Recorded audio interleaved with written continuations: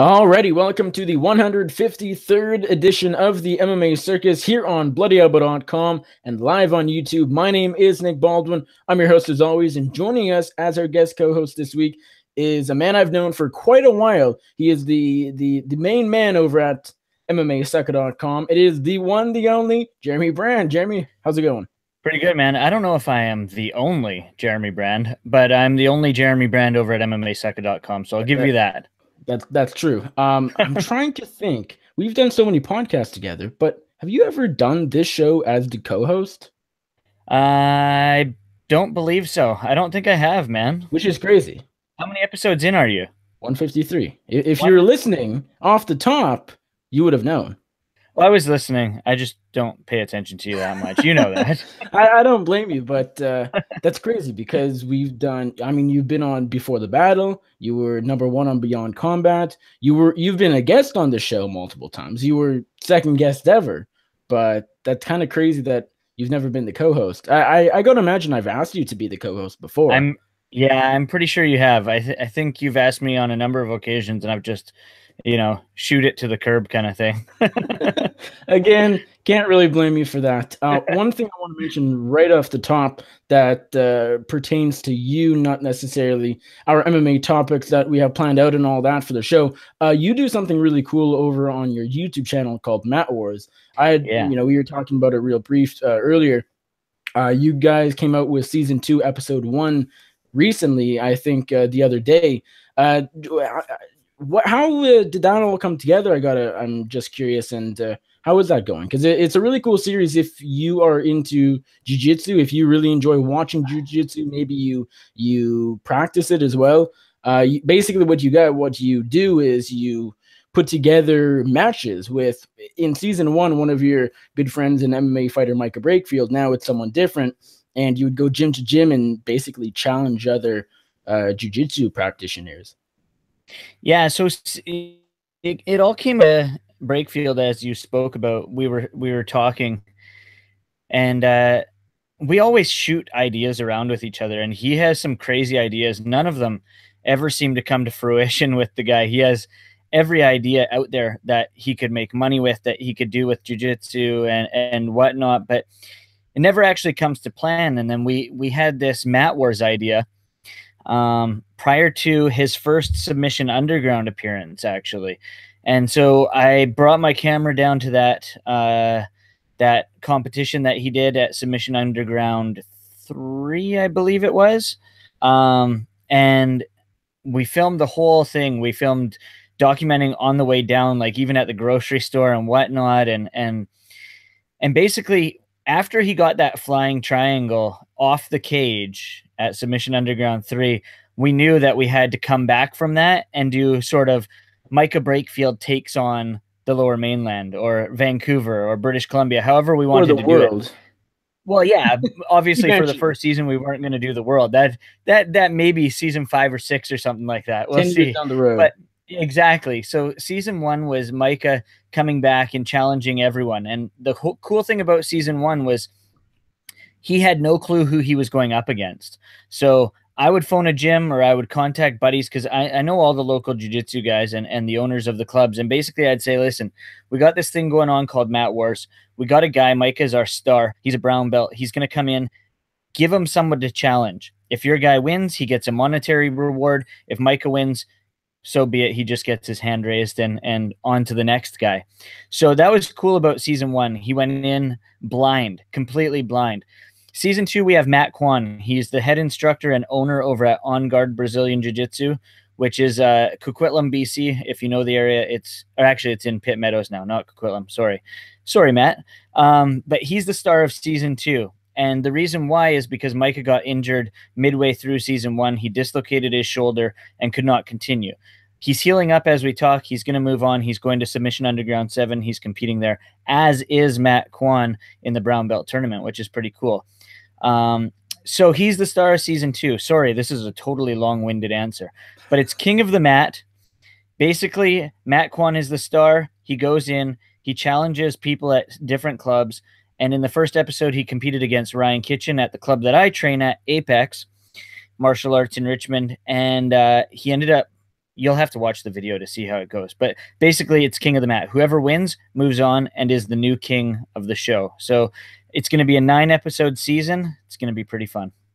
Fun. If we were talking just about Mat Wars on this podcast, I would probably follow up with 5 other questions. But since we have about an hour to work with and so much to get to, I just wanted to give you that opportunity to plug, and you'll probably mention it at the very end as well. But it's a really cool series. I mean, I watched the first episode of season 2 just a couple hours ago, and it was a fun show like the other ones in season 1, and it's going to be interesting with the different twists. Obviously, as you mentioned, the different guy, but he might not always be the guy, even for season 2.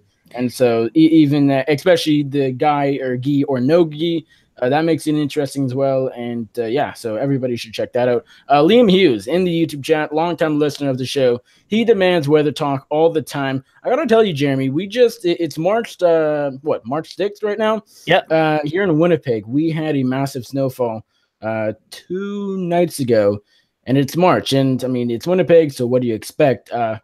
What's it like over in Van City? Sunny and about 11 or 12 degrees right now, actually. Not this past Celsius, weekend. That is. Yeah, Celsius, that is. Sorry. That's what we deal with here in Vancouver. But not this past weekend, but the weekend before, we got a big dumping of snow. We had I don't know, for Vancouver, it was pretty decent size, like maybe 6 inches or something like that.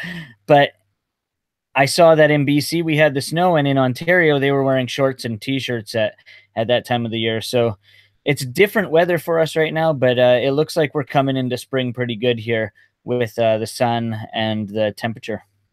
Yeah, as I mentioned, I mean, the past couple of days, just driving has been a little difficult. I mean, this was probably the biggest snowfall of the year. This was a year where we had very little snow. Like probably Vancouver had almost as much, which is crazy because if anybody doesn't know the Canadian geography, Vancouver, it rains in the winter a lot of the time. And here it's just terrible and miserable for, 3 or 4 months, but biggest snowfall probably all season, which is kind of crazy because it comes in early March. But now, since it is March and the temperatures are still pretty warm, our street, it's like it's a skating rink. That's crazy. Yeah, not to say we went skating on it, but it's not the most fun to have to walk over and all that. But anyways, no one except for Liam cares about what temperature or what the weather is like in Winnipeg or Vancouver. So there you go, Liam. I hope you enjoyed that. But let's talk a little MMA. We talked grappling, talked weather. Now it's time for MMA. Considering the show is called the MMA Circus, let's go back to this past Saturday. We had UFC 222, the third pay-per-view of 2018, put on by the Ultimate Fighting Championship, and we had Cris Cyborg versus Yana Kunitskaya in the main event with the Women's Featherweight Championship on the line. To no one's surprise, Cris Cyborg comes out victorious, defeating Yana Kunitskaya, the former Invicta FC Bantamweight champion, with a first-round TKO. I guess just right off the bat, what did you think of the overall card? The thing is, going in, not a lot of people were too hyped about this card, considering the main event seemed and played out to be a mismatch, and the rest of the card really wasn't all that great. But I thought most of the fights probably exceeded expectations. Yeah, it was a decent card overall. I was not hyped about it whatsoever, especially since the original main event fell through. I thought it was a trash card to begin with. But as you said, some of the fights were fun. It played out pretty interestingly along the way, but I thought the amount of this, not even just regular decisions, but split decisions was insane. And a lot of those were very unjust. They were. And I think I actually did a post-fight wrap-up show. Was supposed to be with Jed Michoud, who I usually do them with. He fell asleep, I think. I still haven't heard from him since. I ended up doing it with one of your writers over at MMA Circus, Michael DeSantis, which was really fun. And that was my storyline of the card, which goes to show either how there was a lack of storylines, which I don't really think was the case, but more so how bad the judging really was. So as far as the main event goes, again, there's no surprises in this one. I think, I mean, the thing is, a lot of people were sort of at the very beginning, not surprised, but making a big deal out of, hey, Kunitskaya is clinching with Cyborg. She almost took back control, but at the end of the day, she didn't do anything with the position. It didn't last long, and every time Cris Cyborg hit her, She just not overreacted, but you could tell that she was in a lot of trouble basically from the opening bell. And it wasn't long before Chris Cyborg, of course, got the job done. I'm curious, in your opinion, how much do you look at, Kunitskaya, her very small amount of success? Because she didn't really have any success, but I feel like, at least my thoughts on this is, people are not overreacting, but just really looking for something as far as, hey, Kunitskaya did this. Because otherwise, and realistically, she didn't really do a whole lot. No, I think the clinch and the initial start of the match was a decent enough performance for Kunitskaya, coming from Invicta, not having any UFC experience. And basically, I mean, if you look at her record, the women she has fought have been nothing close to the people that Chris Cyborg has fought. I think that Tonya Evinger is probably the toughest opponent she's fought, and at first beat, and then that was exactly. And I mean, and Chris Cyborg demolished Tonya Evinger. A much closer fight than this past one with Kunitskaya, but it still ended by TKO. Exactly. I think that I think she has to hold her head high just because she got into the cage with Chris Cyborg. I mean, that's really all I have to say, because she wasn't able to prove anything in there. She wasn't able to show the critics that she could do any better than anyone else against Chris Cyborg. I think, who was it? Holly Holm said, we don't really have a women's 145-pound division. We only have Chris Cyborg defending the title a few times a year. Well, it doesn't matter if Holly Holm says that or not. I mean, it's the 100% truth. Oh, yeah, because really, what else has happened in the 145-pound division other than the Cyborg fights? Jermaine Durandamy and Holly Holm. Exactly, which the UFC swept under a rug somewhere. No, and they swept. They threw Durandamy along with the fight under that rug, which is still crazy. The fact that she was a champion and she hasn't fought since then. We haven't even heard from her since then, which I find mind-boggling. And she'll probably just end up retiring, or who knows what. But nonetheless, Cyborg gets it done. What do you want from Cyborg next? I mean, the thing is, there's just not many options. People are saying the Amanda Nunes fight, she's booked right now. If she gets past Pennington, or if Dana White scraps it, because he mentioned that no longer booking Nunes Pennington is a possibility. I'm down for Cyborg Nunes. At this point, I just want Cyborg to have tough tests. I mean, we said last week on the program that I don't hate these Cyborg mismatches, because one out of every 5 pay-per-views, if we get a dominant champion that her opponents can't even put up a fight, that's kind of a storyline, and that could go far. And we've seen Chris Cyborg do well on pay-per-view already, but all the time, I don't know. I mean, at this point, I want her in close fights, or as close as possible. And I think that's Nunes. Otherwise, you want to give her a legit featherweight, I guess you go Megan Anderson, do that one finally, but there's still not really much intrigue there. I agree with you with the Nunes thing 100%. I think that basically the only fight that makes sense at this point. I know Megan Anderson has tried to throw her name in the hat and to say that she wants to fight Cyborg, and she called her out and all that other stuff, but Megan Anderson isn't really ready for Cyborg yet. She needs, I think if Cyborg were to fight someone, they need a few fights inside the octagon before they get Cyborg. I don't think they should throw caution to the wind with these girls from Invicta. We've seen that happen now with Kunitskaya. They need to do it with these people that they sort of bring up through the 145-pound rankings, which haven't happened yet. So if you hold Cyborg out a little bit, it's not the end of the world. We've seen, champions hold out a lot longer. So let's build that 145-pound division a little bit. Maybe bring in some people from Japan. Maybe bring in some more people from Invicta. Let them fight each other, and then bring them to Cyborg after they've had a couple fights. If they don't do Amanda Nunes. Because that's the fight that needs to happen.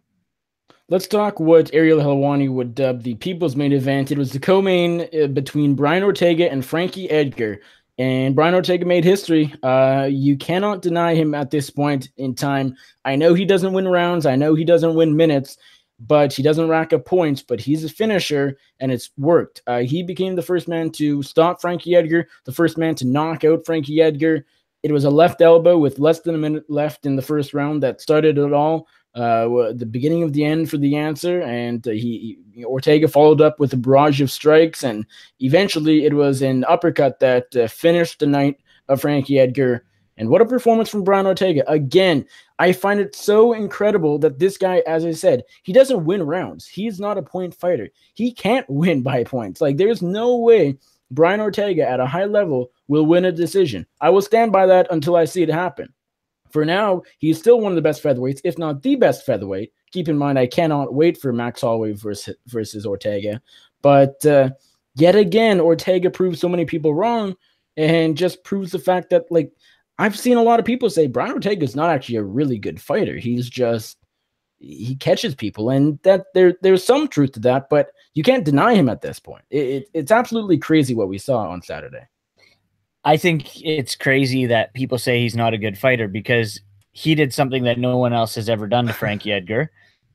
He landed that elbow, and it was very well timed. He countered Edgar coming in and landed the elbow, and then was very composed after that elbow, which rocked Edgar, by landing punches, and at the end, that uppercut that sent Edgar absolutely flying to the canvas.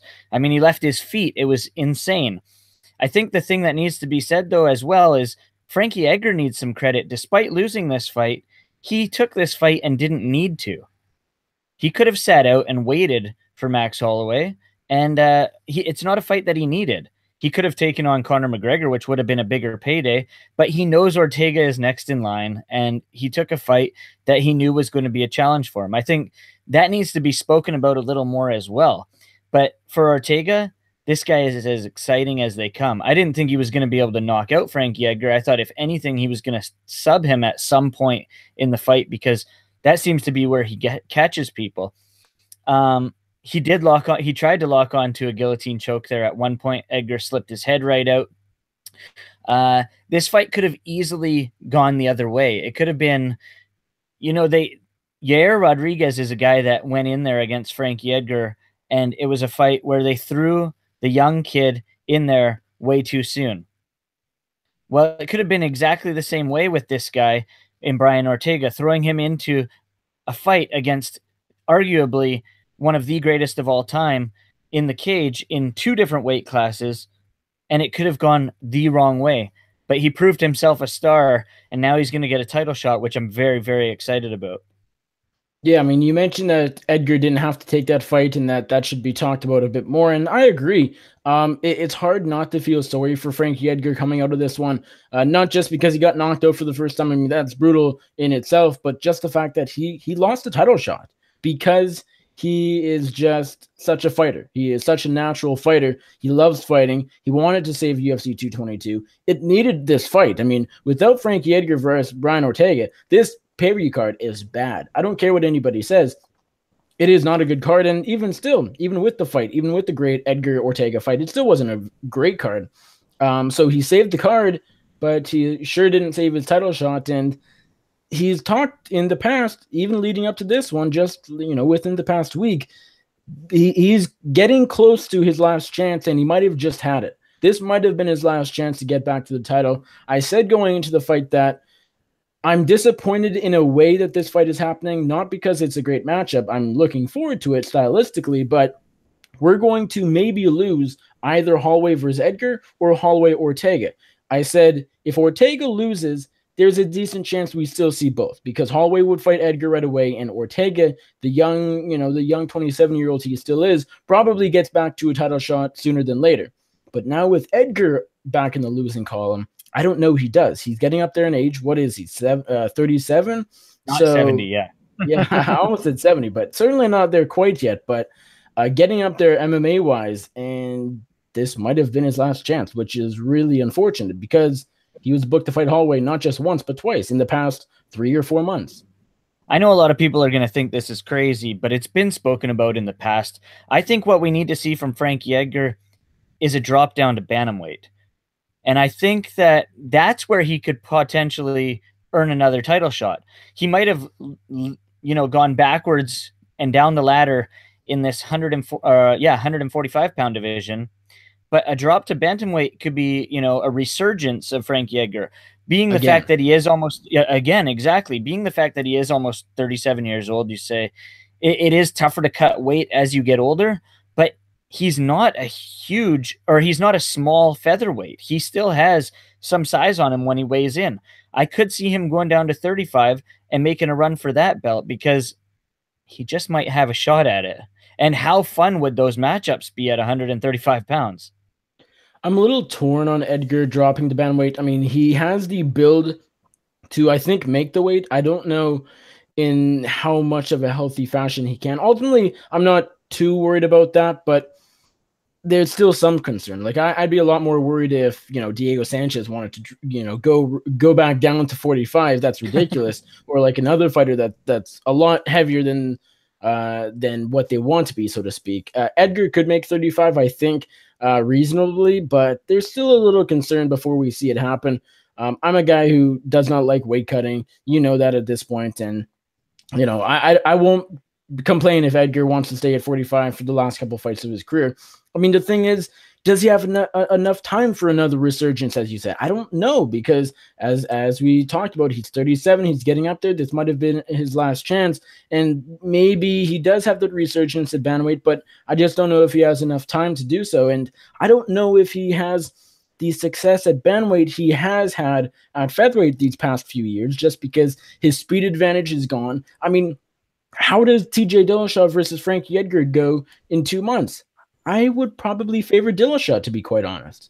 So yeah, tough to say. I know that's the champion, and so that doesn't say a lot. But as far as Edgar making another run in a different weight class, I don't know if I can quite see it happening. Maybe he proves me wrong. He's done it before, I'm sure, but I think he's sort of at a point in his career where maybe just start taking money fights. I mean, this is where Uriah Faber was not that long ago. He wasn't after the title anymore. He just wanted big fights for his last couple of fights. So yeah, it'll be interesting to see what happens. I think he sits out for a little bit here to think things over. Obviously he's out on medical suspension and whatnot, but I think we might see him sit out a little longer than that, just to sort of rethink where he's going to go and what he's going to do. Yeah. One fight I did want to touch on was the debut of Mackenzie Dern, the jiu-jitsu ace that we've all been looking forward to seeing in the UFC. Maybe not quite this soon, and we'll sort of talk about that a little bit. She faced Ashley Yoder in the featured prelim on FS1. She came up large in a way. She won her debut. She won by decision, but on the flip side, she didn't quite come up as large as we expected. It wasn't a submission. It was a decision. It wasn't the most impressive performance. It wasn't the most dominant performance. One judge happened to be good old Adelaide Bird, scored it the other way for Yoder. That's a scorecard I disagree with. I don't think it's a great one. But now that I think about it, I remember saying that first round was close. So 2-1 for Yoder isn't the worst scorecard I've ever seen. There is that argument that's there. I don't know how good of one it is, but that doesn't really matter. Dern got the win, but I'm curious, were you impressed, or was this a bit lackluster for what we expected? Well, I mean, it is tough to say. I guess it is a little lackluster in terms of what happened in there. Is it what we expected? Maybe a little bit, because, a lot of people thought she got thrown to the wolves a little too early. She could have had a few more fights before her first octagon appearance. She got in there. She managed to get the job done. She won split decision. You said it was a little iffy. But we saw that her striking needs a lot of work. Sloppy, to say the least. What she also needs to work on are her takedowns a little more. Oh, yeah. Because she is a jiu-jitsu ace. She's got great ground skills. And that's the way she's going to win these fights inside the octagon. She's not knocking anybody out. So she needs to be able to get that fight. No matter how hard she tries. Exactly. She needs to get that fight to the canvas. And yes, there are some still images of her fight where she was landing head kicks and all this other stuff. But she needs to utilize those kicks and the jab and the punches in order to set up her takedowns. So I think in this time off for Mackenzie Dern, she needs to work her entries and she needs to work on getting the fight to the canvas, whether that's up against the cage utilizing her clinch game, or whether that's in the middle of the cage with her strikes and dropping down and changing levels to get the takedown. She's got to do it. She's got to get the fight to the mat, and she will win her UFC fights if she's able to get it there. But they need to bring her up slowly. She can't be one of these young ones that they feed to the wolves like they've done to so many in the past. And she can't be this new star that they throw in there against a title holder, you know, in 2 or 3 fights time. I think she needs a lot more fights to get to the top of the peak. 5 or 6 maybe, but she needs a lot more fights to be able to be called a contender in the division.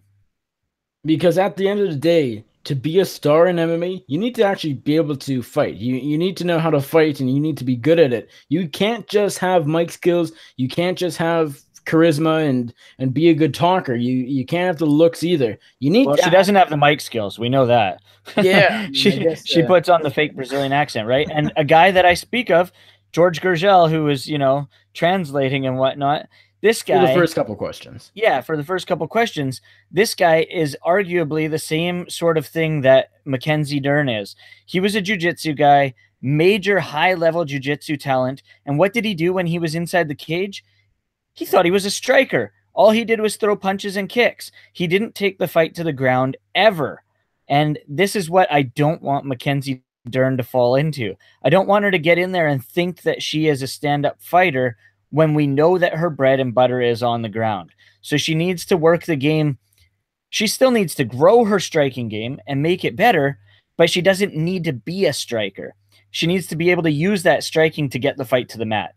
Go back to your bread and butter. Win the fights the way you know how to win fights.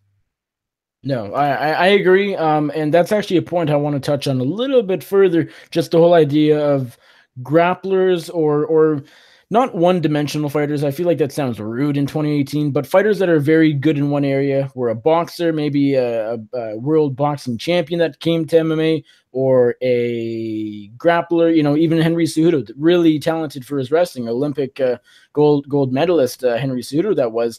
A lot of guys like that and girls come in and totally change up their games. That's something I want to touch on in a few seconds, but just to sort of follow up on what you said about Dern, I think more importantly, as you mentioned briefly, she needs to work on those takedowns. She needs to get her wrestling down to a T, because that's what's going to allow her to use her bread and butter, to use her skills on the ground, to use her jiu-jitsu skills, because without takedowns, she is a striker. She has to stay on the feet unless she gets in the clinch and gets a trip, and that she's, you know, decent at that, but she's not very good at her takedowns, unless Ashley Yoder has unbelievable takedown defense and we just don't know it. But from what I saw, she's not very good at her takedowns, and that is what's going to let her use what she's good at. And so that, honestly, this isn't something I thought about until I saw some other people mention this, but it totally makes sense. She needs to work on her wrestling even before her striking. She needs to get better again, striking, but you use your striking to set up those takedowns. So she does need to incorporate the striking in some way to get the fight to the mat, because you're not just going to rush in there and go for a double leg.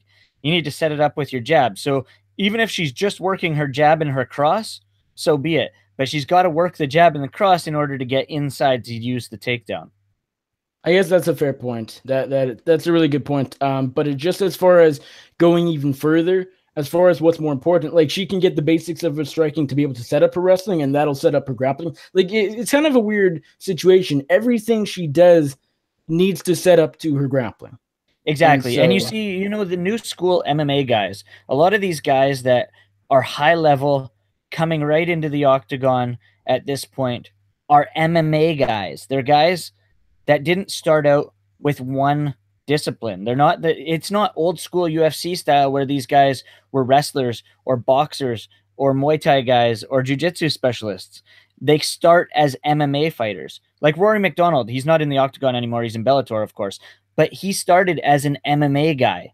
He didn't start as one discipline. And you see a lot of the newer guys coming in as MMA guys. And that's where Mackenzie Dern is sort of set back a little bit, because she is such a green MMA fighter but she has such fantastic black belt level jiu-jitsu skills, which have helped her inside the cage, but it could ultimately set her back a little bit, which is why they need to prime her up the ranks. Yeah, and the thing is, the UFC screws the situation up so much. I mean, now that I say that, I probably can't think of one exact example, but we've seen a lot of fighters that have potential and then they just don't match make well. I mean, I did a column on Israel Adesanya after his UFC debut last month in Perth, and that was a terrific debut, and this guy seems to have a lot of potential to be, I don't know if he'll be a superstar, but he could be a top contender. But in order to do that and go that far, they need to build him up very slowly, but also be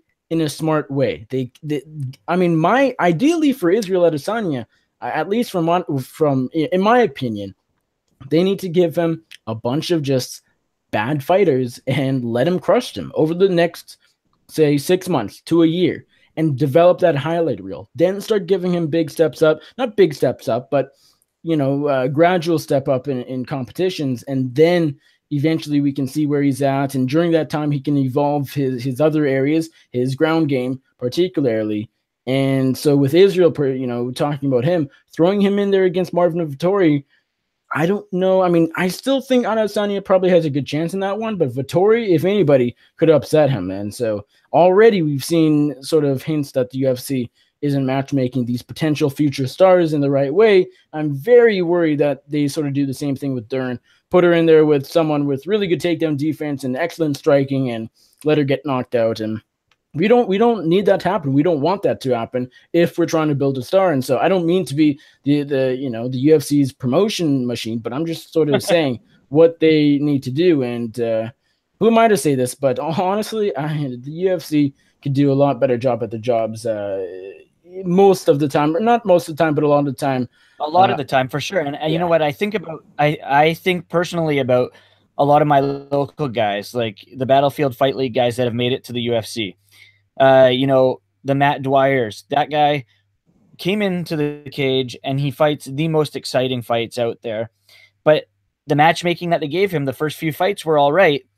I mean, he did get finished in his first fight. He ended up winning the next one. But throwing him in there against a guy like Alan Jouban, it's way beyond him. They could have easily marketed him a little bit less, or put him in there against guys that were a little more manageable than a guy like Alan Jouban. That guy is a striking monster. That's not a fight that you really want to, put a new guy that you're trying to prime, especially to the Canadian market. And I hate to be such a homer here like this, but you need to prime these guys, especially if you want new faces on the scene and to market the countries that you're with.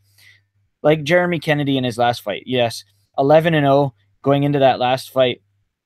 But was it a matchup that favored him in any way?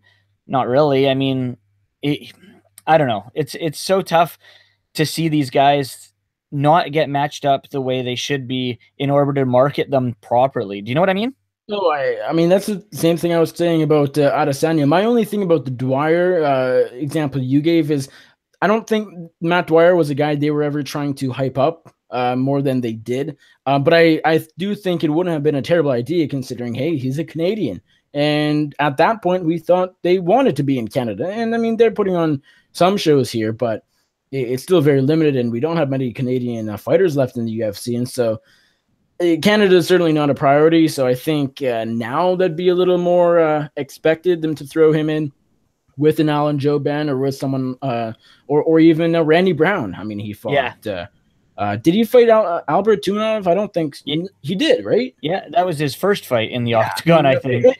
Like, really? Can't get any better of an example than throwing him in with one of the better welterweights not in the UFC. I mean, obviously Roy McDonald, but yeah, I mean, a lot of the UFC marketing machine is just really mind-boggling to me. But there was a point about the Dern fight I wanted to ask you about, just because you do jiu-jitsu a lot more than I do. I know we've talked about that a little bit in the past. You know your stuff on the ground, and you've had your fair share of time there. Why do fighters that are either just most of the time strikers, they're, maybe a former Golden Glove boxer or they're a jiu-jitsu champion, why do they go into the octagon, into the MMA cage, and pretend they're a striker, pretend they're a grappler, and do what they're not good at. Do you have any idea? Well, for one, there are the octagon jitters, right? So they get in there and you start on the feet in every match. So you're not going to be able to get in there and most of the time in jiu-jitsu you're training starting on your knees or starting on your butt when you're sparring with guys. You're not starting on your feet.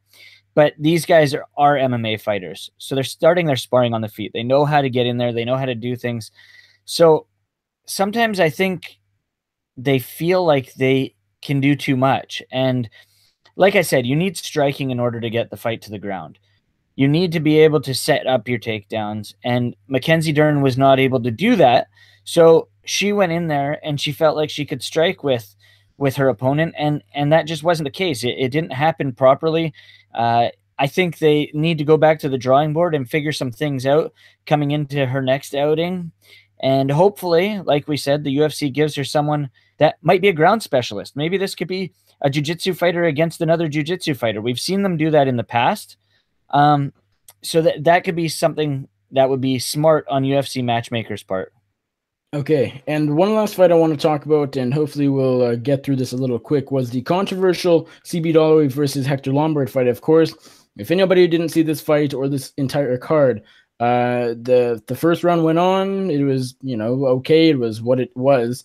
And at the very end of it, actually a little after the end of it, about maybe half a second after the bell between signaling the end of the first round, Hector Lombard threw a multiple strikes, actually. One big one, maybe a couple, that were clearly late and nearly knocked out CB Dollaway.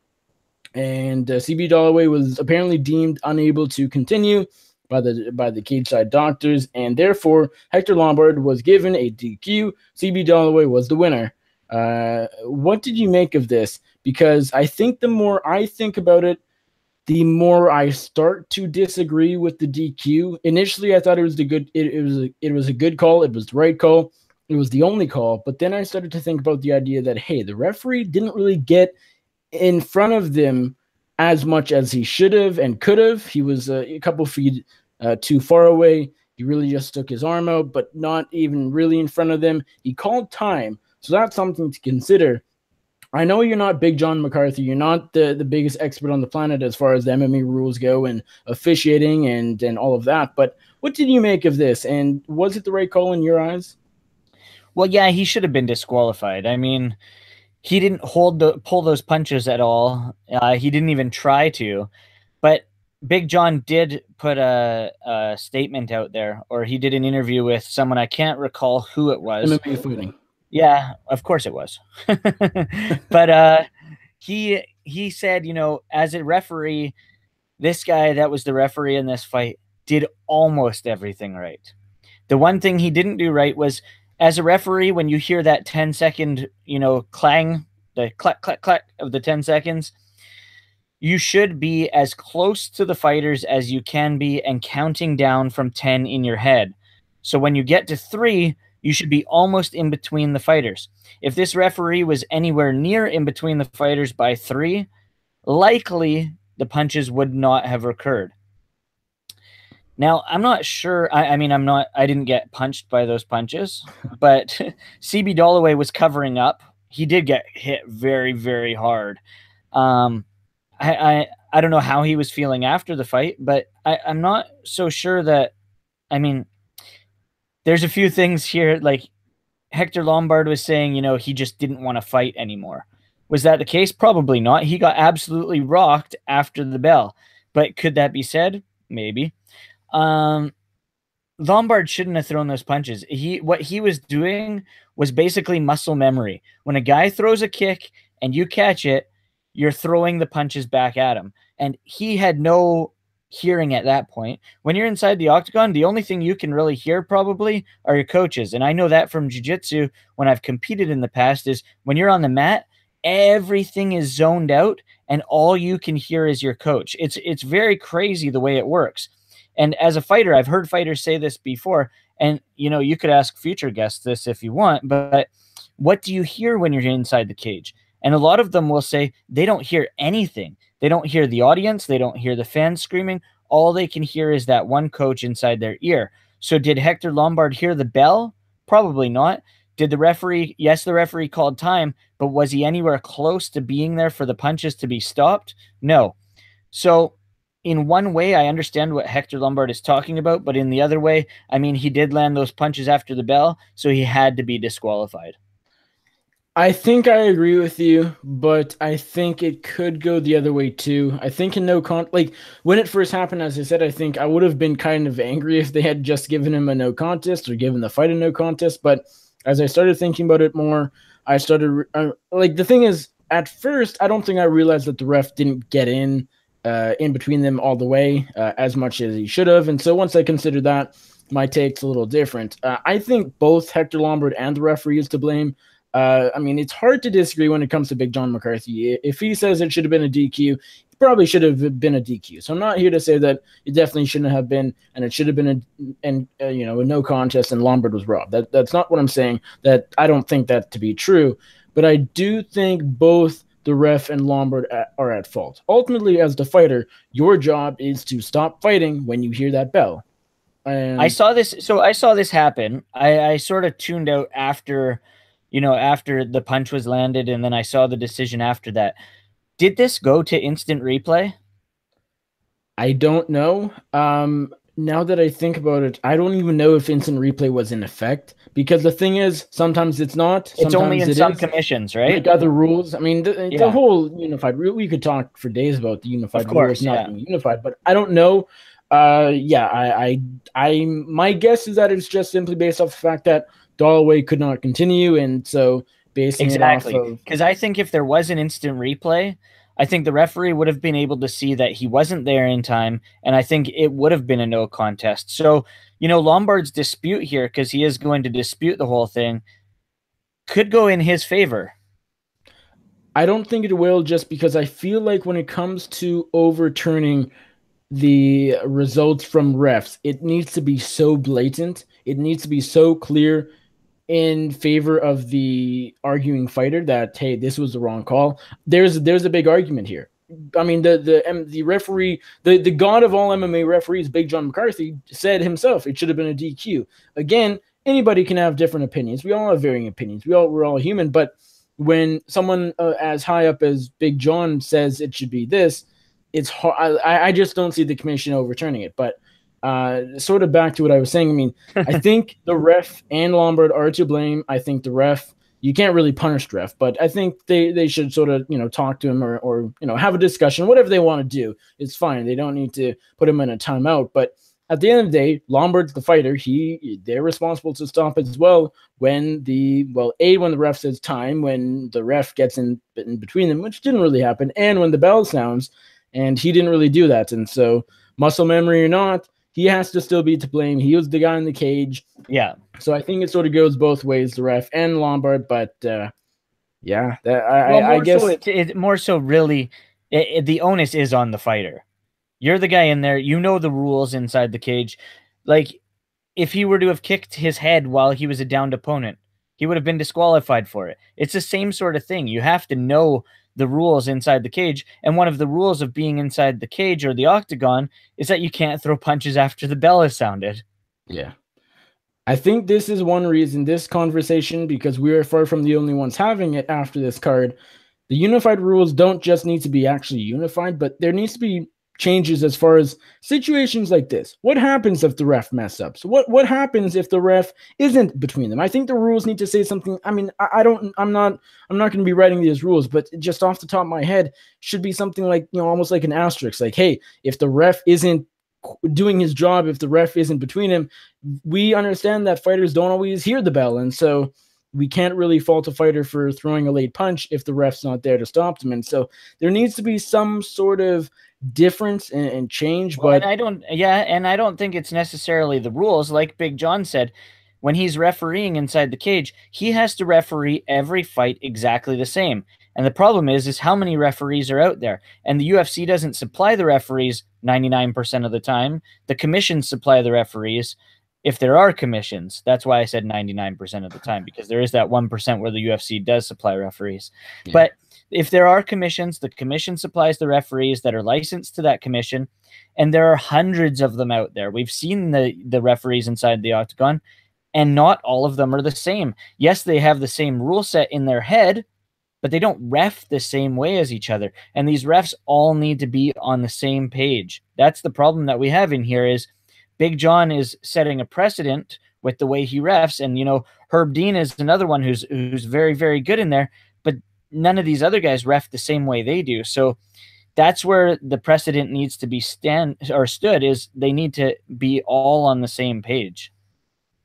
We went quite a while on UFC 222, longer than I thought, considering it going in wasn't the best card. Maybe we blame Matt Wars and the Winnipeg weather, but there are a couple of other things we got to touch on before we move to Gets It Doesn't Get It and Dumb Questions, and then we'll be done. And we'll start with Mirko Cro Cop. I don't think this will last all that long. There's not a ton to say, but just announced by Bellator yesterday, Mirko Cro Cop, the one and only, has signed with Bellator. He will take on Roy Nelson in his debut at the landmark Bellator 200 event on May 25th in London, England. So Cro Cop is now a Bellator fighter. I feel like this, in a way, is long overdue, not because I was dying to see it happen, but just because it's Mirko Cro Cop and it's Bellator. It seemed to be a perfect fit, considering Mirko Cro Cop is 43 years old. I don't mind this. Like, I actually am looking forward to seeing Cro Cop in Bellator. I don't love the Roy Nelson fight all that much. I would much rather see Cro Cop as an alternate in the tournament, or even just, you know, Bellator can do whatever they want. Kick King Mo out of there and do Cro Cop versus Bader. That'd actually be really fun. But what do you make of this? Are you looking forward to it? Or are you sort of on the fence, or do you not like this move really at all? No, I think it's a pretty cool signing, actually. I think the fact that, you know, they have all these other legends in the sport already signed to their promotion. Why not add one more, right? Like, Cro Cop is as long as it's not Chuck Liddell. Well, from the sounds of it, he might have signed with them already. So, and that's why I said that.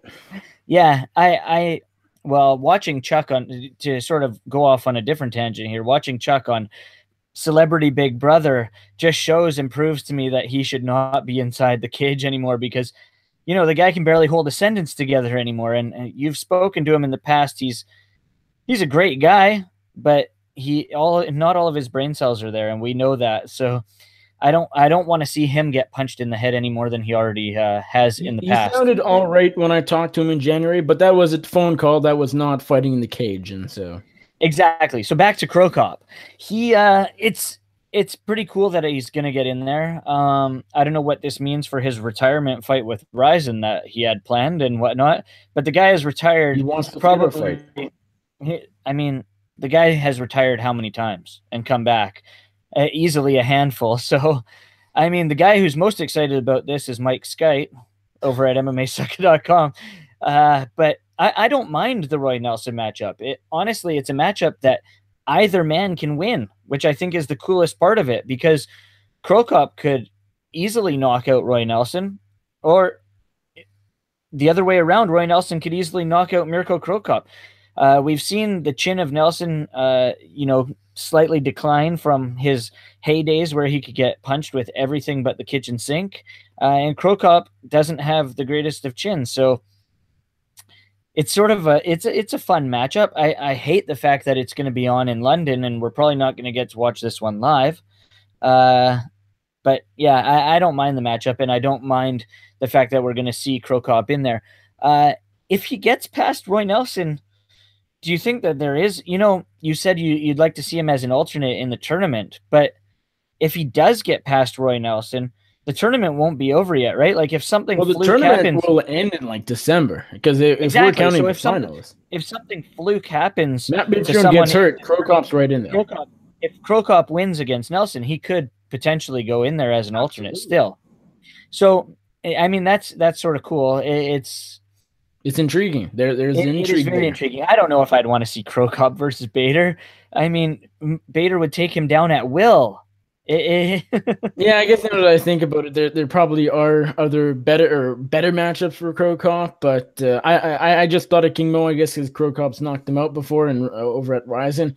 My one concern, and I'm going to be totally straight up with this, is that hey, over at Ryzen, he probably was on something he can't be on in Bellator, and Well, so you never know. It's the fight is happening in London. Who knows what happens over there? yeah, What perhaps. happens overseas stays overseas, right? The thing is, if this is Mirko Cro Cop we've seen over the past 2 years in Ryzen, the guy that knocked out King Mo, the guy that's on an 8-fight winning streak, which is incredible, and the guy who looks as big as maybe he's ever looked, maybe since his 20s, I'm down for that. If he's looks really washed up and clearly not the guy we saw in December knock out a guy. I don't know if I'm totally down for that. And so it really depends what Cro Cop shows up. Is it the American Cro Cop? Is it, the Japanese, a little bigger than usual Cro Cop? It really depends for me. But nonetheless, I'm less concerned about him fighting still just because he has been winning and hasn't taken too much damage as of late. More concerned or less concerned than if, Chuck came back or even, a lot of other legend, so to speak. If Ken Shamrock fight again, that'd be terrible, and things like that. And so I'm not too concerned about Cro Cop. I think it's actually kind of fun. I think it's intriguing, and ultimately, if they give him the right matchups, I'm kind of looking forward to it. Let's move on and talk about Canada as a wonder fighter, George St-Pierre. He did an interview with Ariel Helwani on the MMA Hour yesterday. If you're listening live, that would be Monday. If not, that'd be Monday still. GSP, so he went on and he basically gave an update on his health. He's feeling a lot better.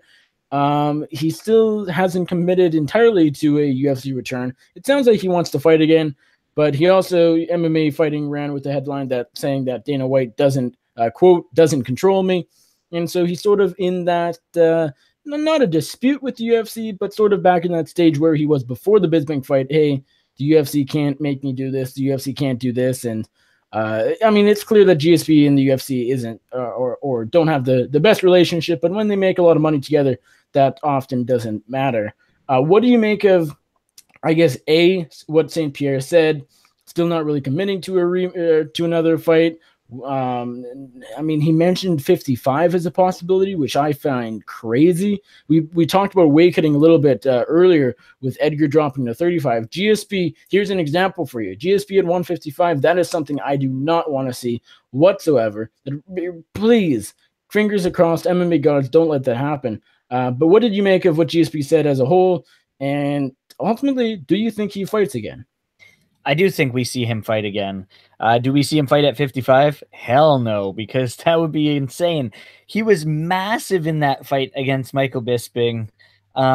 He like the biggest we've ever seen George St-Pierre. He was huge. And I think even a cut to 70 would be sort of crazy for him at this point. I think we need to see either catch weight fights for the guy or he needs to stay at 85. Because those are the fights that make sense. I don't think they do 85. That's arguably maybe what gave him the colitis, and so true. I understand that, but I mean, he was huge, right? I mean, but he said he's lost a lot of weight with this condition. With the colitis, yeah, for sure. So 70 sounds like the best option. Everyone and their dogs thought that the Conor McGregor match made the most sense in terms of who he'd fight after beating Bisping. From the sounds of it, from a money standpoint, George says this is the right fight to make, but from a legacy standpoint, he doesn't think Conor McGregor cements his legacy if he beats him. So, which is interesting to me because Conor McGregor thinks he's arguably the greatest ever to do anything on the bloody planet. But George St-Pierre doesn't necessarily feel that way. He thinks that a fight against Ben Askren, which is interesting to me, is the fight that seals and cements his legacy.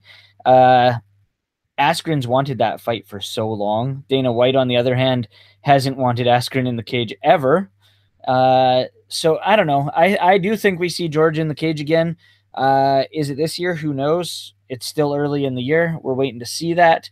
But for him saying that Dana White does not own him and all that other stuff just proves that the UFC and George do not see eye to eye. And that was the case for many years there before he got back inside the octagon. So maybe it is another year before we see George St-Pierre again. And again, he's not a young guy. He's getting older. So I'd like to see him in there this year.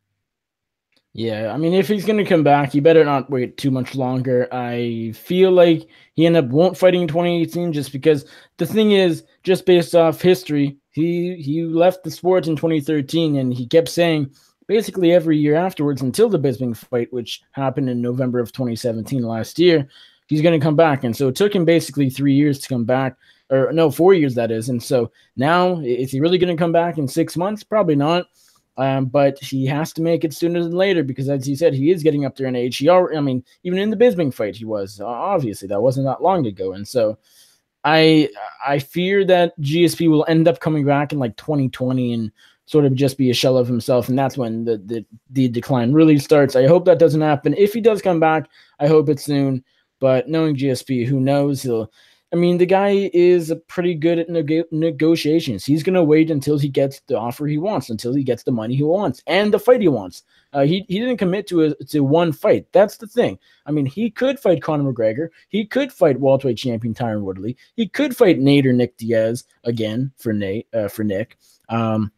You know, the middleweight champion, is he going to fight Robert Whittaker? Probably not. Is he going to fight, Woodley? Probably not.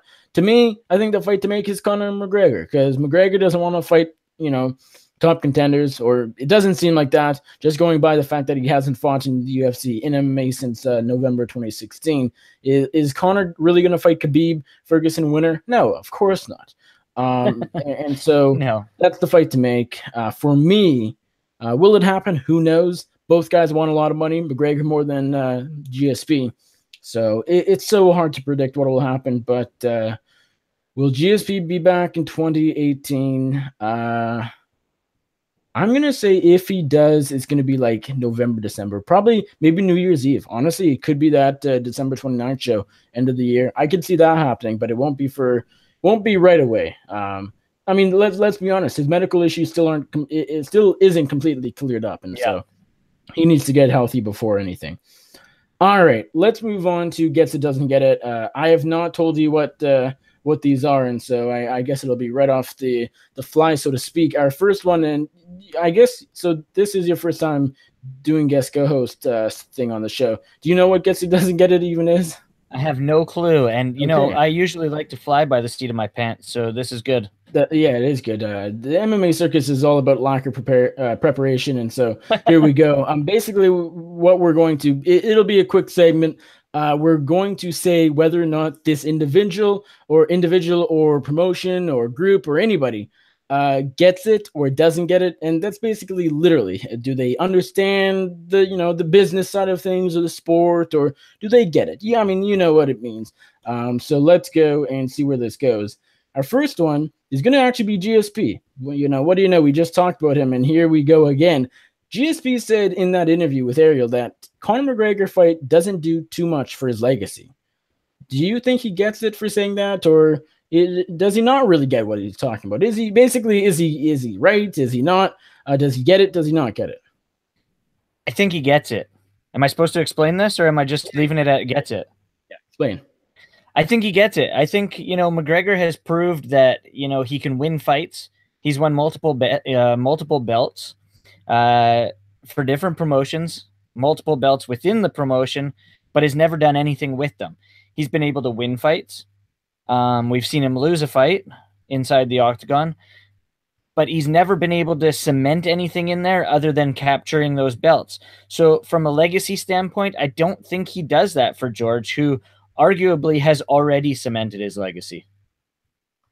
Yeah, this is an interesting one. I think I'm sort of on the fence as far as, like, the thing is, I guess I have to say he gets it as well, just because I don't think fighting McGregor, win or lose, changes his legacy all that much, because George St-Pierre is George St-Pierre. His legacy at this point in time isn't going to change. He's getting up there in age.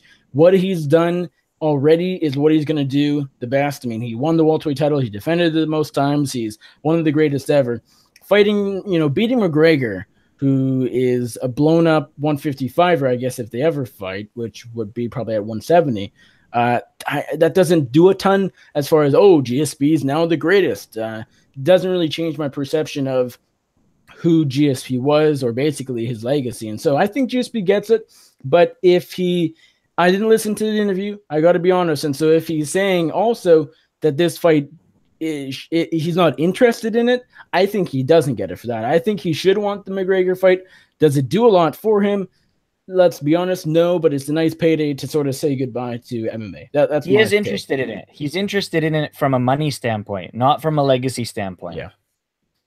Speaking of McGregor, the next one goes to Burger King for signing McGregor onto this massive endorsement deal, sponsorship deal. They did that commercial. I don't need to talk about it. You probably all have seen it already. Does Burger King get it? I think this is a bit of an obvious one.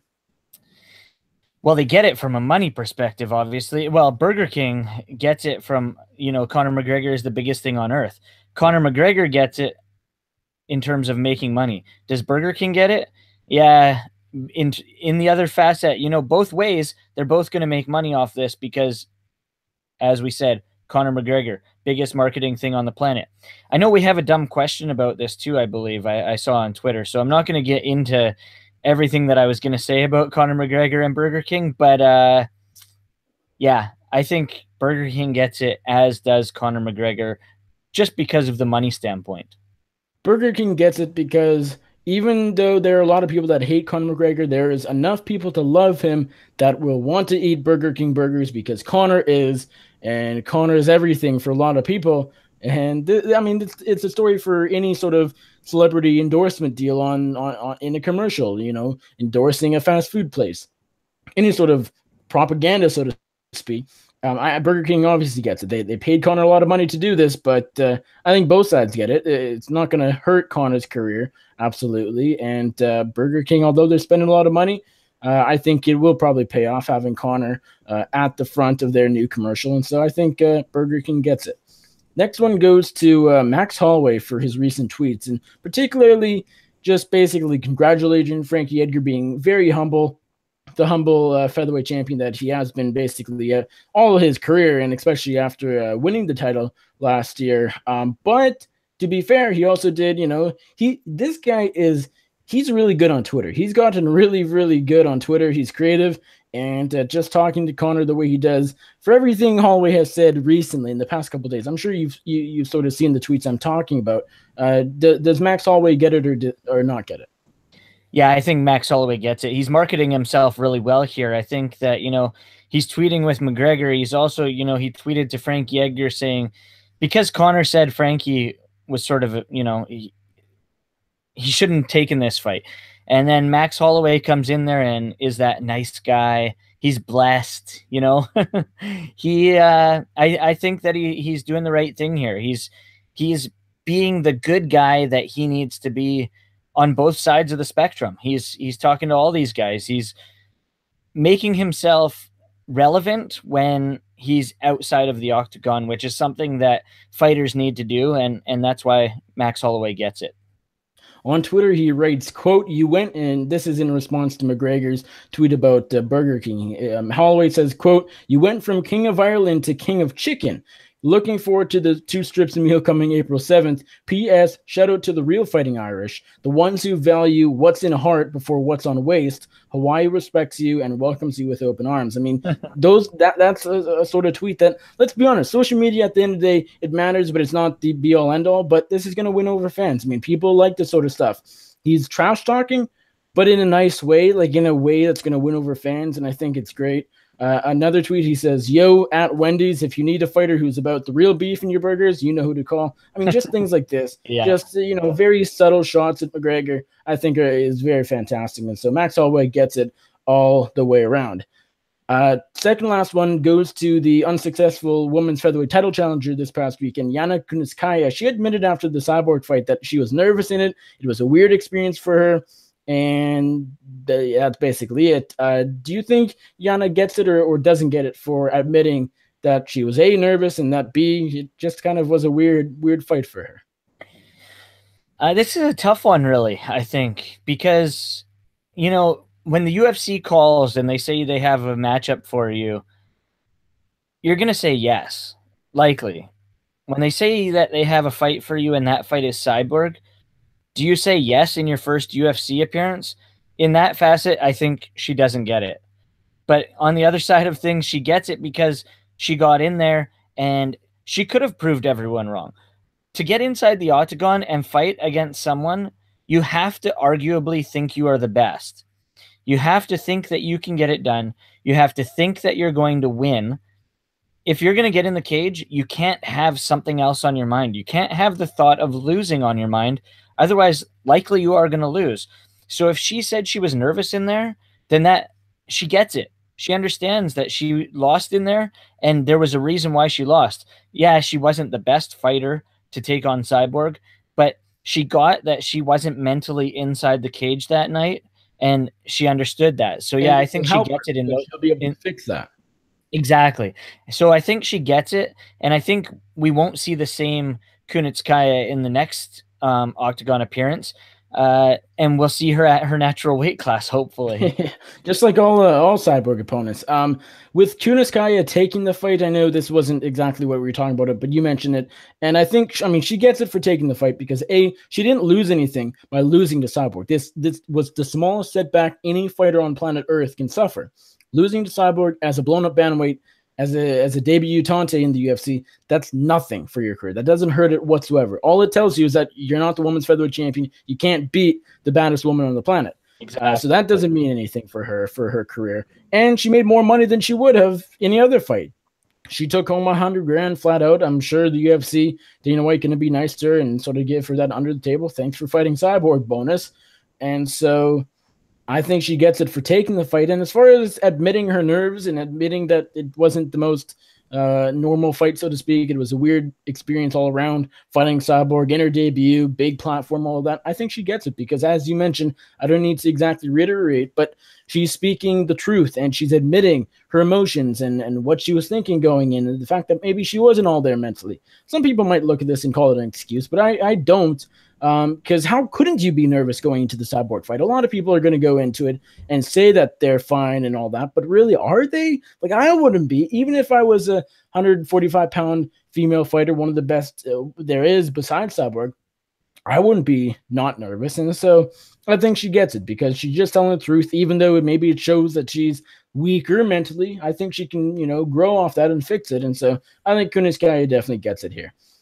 Last one, it goes to Dana White for saying he may just scrap Amanda Nunes versus Raquel Pennington in Brazil at UFC 224 in May in favor of the Nunes-Cyborg super fight. Do you think Dana White and the UFC would get it or not get it for scrapping the already planned bantamweight title fight?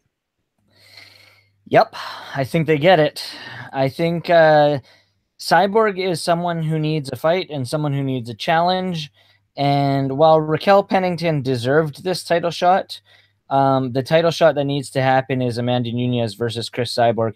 I don't think it matters that the fight was already lined up. They can find someone else to replace that fight on that card. I think, as we said earlier, Amanda Nunes, Cris Cyborg is the only fight that makes sense, really. So why not make it happen? The only thing that comes into play is Cris Cyborg wanting to fight Amanda Nunes at that time? That's where we need to see if this is the case. But does Dana White get it in terms of pay-per-view buys and all that other kind of stuff? Then yeah, they need to do Cyborg Nunes, but it shouldn't main event a card by any means. The only thing that he gets is the fact that that fight needs to happen, and it's not a big deal if they scrap that fight against Pennington, in my opinion. Sucks for her, but it doesn't suck for Amanda Nunes and Cris Cyborg. Business-wise, does the UFC and Dana White get it for scrapping this fight that probably wouldn't do all that well on pay-per-view as what is likely the UFC 224 main event? Business-wise, they get it. Absolutely. You can't argue that. But I think with a lot of White's decisions, when we sort of have him as gets it, doesn't get it, I also have to look at it from a moral standpoint. And morally, I think they don't get it because I'm all for fighters' rights and fighters getting the best because they just don't. They get nothing. They get crap. And so having Raquel Pennington, who is coming off a win over Miesha Tate, granted that was over a year ago, but she still deserves a title shot in a fairly weak division. And so just, giving it to her and then taking it away, that's not a great look, I don't think. Luckily for the UFC, the fans don't care about that. And the fans will move on and they'll be happy that Nunes Cyborg is happening. And they don't care about, the fact that Pennington was robbed of a title shot in a way. Because you can argue that she didn't deserve it because she hasn't fought in so long, but she was given a title shot. So therefore she deserves it, according to the UFC anyways. And so sort of trying to look at this from Pennington's standpoint, I mean, I'd be pissed off, rightfully so. And so I mean, I'm kind of split in the middle. Business-wise, they get it because it's the bigger fight. Pennington Nunes isn't going to sell. Cyborg Nunes will sell enough, especially as maybe the International Fight Week co-main event, something like that. Ideally, I think they run the Nunes-Pennington fight back, or not run it back, but keep it on the May card. And then you have they pay a lot of money if Nunes wins that fight. Pay a lot of money to come back in a month and a half and fight Cyborg in July, International Fight Week, just under DC Stipe. I think that's what you got to do. I know it's a short turnaround for Nunes, but give her a lot of money, make it worth her while. If they're gonna scrap the fight, they got to pay Pennington a lot to to say or. Pennington doesn't have any say. If they're gonna scrap it, they're gonna scrap it. But if they do, got to pay Pennington a lot of money to make it up for it. That's my thoughts anyways. I didn't want to cut you off at all, but really, when does UFC and Dana White ever do anything morally correct? Oh, they don't. Exactly. So, arguably, the way they've done things in the past, heck, they could bring someone else in there and put Pennington against anybody in the 135-pound division and call it an interim title shot. That would literally, if that was the main event, that'd be the worst selling pay-per-view maybe ever. Well, I agree, but I'm saying that the UFC has done interim titles for everything under the sun, and this is something that they could do again if they really have to.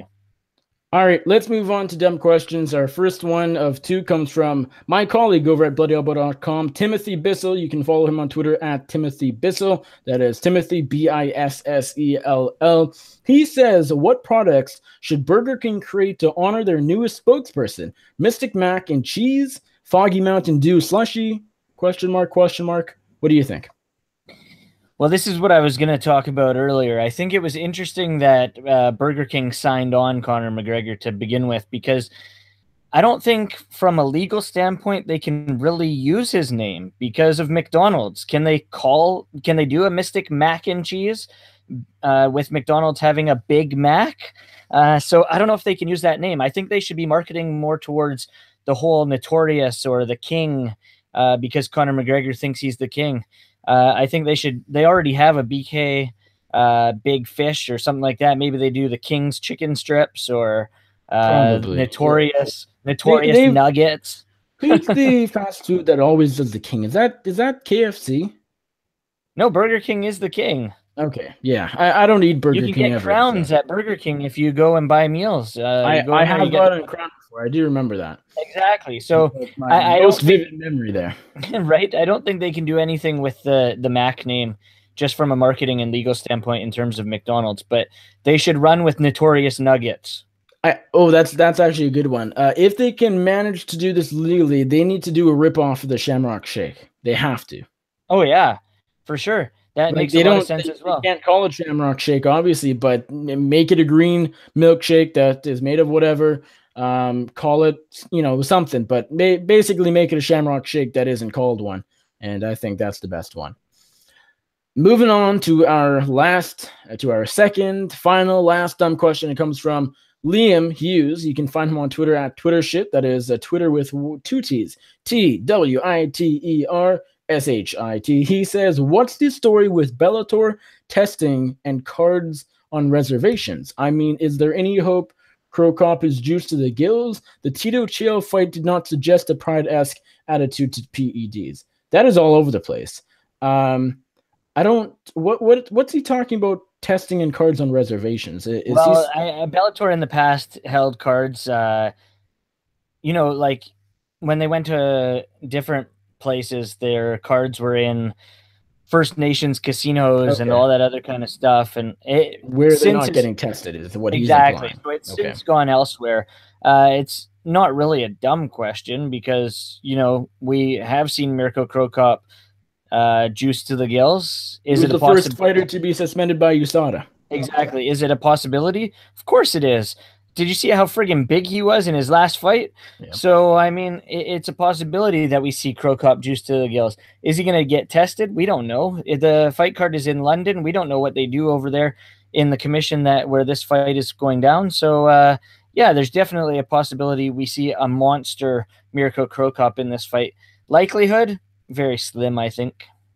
Liam mentions the Tito Chael fight. I'm totally blanking. Did someone test positive in that fight? I don't think so. So I I think it wonder was because he says the Tito Chael fight did not suggest a pride-esque attitude to PEDs, meaning Bellator doesn't meaning, care about them. or did he mean that fight neither of them looked like they were on Maybe. PEDs?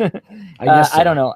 I don't think either of them looked very good in that fight in terms No. of their body wise. Well, I mean, They're we talked about Cro Cop already. I hope Yeah, he's juicing the gills. I hope so exactly. because if he's not, I don't want to see him fight straight up because he won't look good. He'll get knocked out. He'll be slow. He'll be whatever. I want him to be jacked because that's the only way he can fight when he's 43. And I want to see Mirko Cro Cop fight because he's Yeah, fun. And so, yeah. I mean, that answers it. We need to see these guys that are old on PEDs or TRT or whatever, just to see how fun they can actually be at 43 years old. yeah. Vitor Belfort's Legends League, one condition, everyone can, anything goes as far as substances. And so, I mean, honestly, that's not even the worst idea. It's never going to happen, but I would like to see it happen. Yeah, I agree. That's all I need to say. Yeah. All right. That does it for episode 153 of the MMA Circus. Thank you all for watching, for listening, whatever you're doing. Thank you so much. I hope you enjoyed. Jeremy, thanks for coming on as our guest co-host. 153 episodes it took to get you on as our co-host. You've been a guest before, as I mentioned, but it was fun. It was good talking to you. Let everybody know where they can find you on social media and plug away as far as your MMA coverage, your website, and everything else. Yeah, man. Thanks for having me on. That's first and foremost. I appreciate it. I had fun chit-chatting with you over the past hour and a bit about all things mixed martial arts. You can find all of my writing and all that kind of stuff on MMAsucka.com, as well as I do a little bit of writing for the One Championship website, so over at onefc.com. Make sure you follow me at JeremyBrand604 on Twitter, on Instagram at Jeremy_604. As we spoke about off the hop, it was a long conversation we had earlier in the show. If you're just tuning in now, check out the MMA Sucka YouTube page to watch my series, Mat Wars, as we follow Matt Kwan around from gym to gym. He is our current king of the mat. That might not be the case after episode 2, but keep it locked. The episode dropped on Monday, and they will drop every second Monday from here on out for 9 episodes. So it's been fun, Nick. Thanks a lot for having me on. That's where you can find me. You guys can find me, as always, on the Twitter at Nick Baldwin MMA. You can find all of my MMA writing over at bloodyelbow.com. If you want to find all of my audio interviews, all of them, not just some of them, they are here exclusive on the YouTube channel. I shouldn't say exclusive because a lot of them do find their way over at Bloody Elbow, but not every single one of them. So you want to keep up to date with every single interview I do. It is here on the YouTube channel. If you haven't already subscribed, I'd really appreciate it. If you do, hit that subscribe button down there. If you enjoyed this episode, give us a thumbs up down there. And if you have any feedback, good or bad, you hated the show, you loved the show, you like Jeremy but not me, vice versa, and whatever the case is, drop a comment down below in the comment section. I would appreciate it, and I will make sure to reply to you if need be. Thank you all for watching. We appreciate it. You can find us on iTunes, Stitcher, Pocket Cast, Google Play, SoundCloud, here on YouTube. TuneIn, Player FM, Overcast, Podcast Addict, pretty much everywhere you can find a podcast. That is audio. If you want to watch our pretty faces, has to be on the YouTube. I think that's it. Check out Bloody Elbow. Thank you to them for presenting this show each and every week. And with that, for Jeremy Brand, my name is Nick Baldwin, and we're out. Boom.